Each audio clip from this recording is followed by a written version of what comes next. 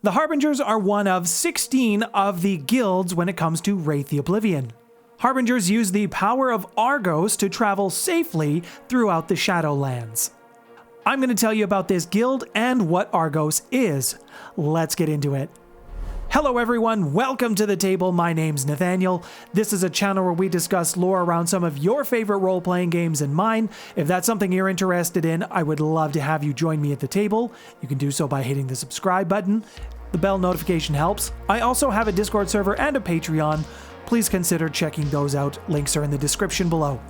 Now, of all the guilds that are in Wraith The Oblivion, the Harbingers appear to be the least organized. They have their guild halls, their meeting points, their various groups that they go to, but members of this guild tend to focus on their jobs more so than anything else. They aren't as interested in other political motives or other political gains. And because of this lack of desire to be in the political sphere and play these political games, Stygia has definitely benefited from the Harbingers. You see, the only way to travel in the Shadowlands is either with the use of a ferryman, and if you don't have one of those, you need a Harbinger. They are the second safest way to travel through the Tempest outside of using a ferryman. The Harbingers do this through the use of an Arcanoi called Argos. There are 13 Arcanoi when it comes to Wraith The Oblivion. These are essentially spiritual abilities or abilities for the dead. Argos specifically allows the Harbingers to travel through the Tempest unharmed. Don't worry, I'll get to the Tempest in a bit. Harbingers can use their Argos ability to travel through the Tempest, and they can bring others with them. They would call them passengers. I don't know why I did that in finger quotes, but that's how it's written, so that's what I did. Now, the more passengers that a Harbinger takes, the harder the ability is to actually use. Everyone must be in physical contact with the Harbinger, and they must all be willing to travel. If someone is unwilling to travel and is still participating with the group, this makes the use of the Argos ability very dangerous for everyone, because when it doesn't work, you will be randomly spit out into the Tempest, and you won't know where you are. It doesn't sound terrifying, but like I said, when I tell you what the Tempest actually is, this will make a little bit more sense and make it much more terrifying. Now, if a Wraith uses a single Arcanoi too much, they will take on the characteristics related to that Arcanoi. In the case of the Harbingers, someone who has used their Argos ability quite a lot will develop jet black eyes, and their clothes will appear to blow in the breeze when there is no breeze. Now, these type of effects, they cannot be hidden. They cannot be changed cosmetically. So however your ability changes you or affects you, that's your life now. That's your afterlife now. Originally, the Harbingers started out as explorers and messengers, which they still do these things now, but that's just how they ended up getting their start. Nowadays in Stygia, they also take on the role of traders as well as paid guides, because if you know your way around the Tempest, that's worth some significant money. Now, this guild is particularly helpful to basically everybody in the Shadowlands. This is something that they actually take some pride in, so their usefulness, their helpfulness, and somewhat of a carefree nature, it's prevented them, like I said, from getting involved in the game of the politics in Stygia. This has also prevented the hierarchy from getting a good grasp of influence over this particular guild, unlike the Artificers, who I will talk about in a different video.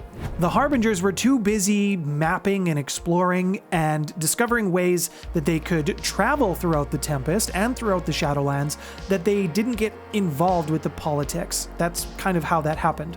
That isn't to say that some members got involved with the politics and the political games, but it was more so out of their own beliefs than it was out of a guild-mandated belief. In the Shadowlands, the Harbingers are a very well-respected guild, and there's actually a little bit of some superstition that surrounds them as a whole. Many believe that it is considered bad luck to interfere with a Harbinger when they are on duty. Not just specifically on duty, but especially when they're in the middle of a transport or in the middle of a job. Not many people like to upset one of the most reliable transport services that you can get, and the Harbingers in return try to keep this goodwill up. They're almost compelled to rescue people when they hear about it, so they are constantly on the lookout for souls that are lost within the Tempest. And while not everyone likes the use of Arcanoi, Argos is one of the most well-accepted and well-respected magics that you can use for the Land of the Dead. It's also much easier to find a Harbinger than it is to find a ferryman, and ferrymen are the most reliable, but they are also in short supply. Now, I've talked about it a little bit already, but what is the Tempest, and why is it so scary? If you saw my video on Stygia, you would know that I explained the Tempest as a very chaotic and harsh sea in a constant state of storm, like massive storm. And while it is a boiling, raging storm of an ocean, to call it just an ocean is not exactly accurate. The Tempest is not quite like the sea that you would see in the Skinlands, where you have your clouds, your sky, and your water. The Tempest moves like an ocean, but it is made up of sections that are just broken glass, magma, acid, burning plasm, anything that you can think of that would be horrific and kill you the instant you step into it is part of the Tempest. And unlike a storm in the Skinlands, which is two-dimensional, it moves left and right, it moves forwards and backwards, the Tempest storms move three-dimensional. And the Tempest never used to be like this. Its change has actually only been as recent as the third Great Maelstrom. Before that, it was fairly calm, it was easy to travel. After the third Great Maelstrom, which whipped up the Tempest into a frenzy like some of the other Great Maelstroms did before, they always settled down, or at least the Tempest always settled down. After the third Great Maelstrom, it just never did. And each subsequent Great Maelstrom that happened afterwards has made it even worse. And after it turned from its calm state into its boiling, roiling mess, they renamed it the Tempest. And on top of being a crazy powerful storm on a pretty deadly body of moving deadliness, on top of that, you can also be attacked by specters, by enemy wraiths.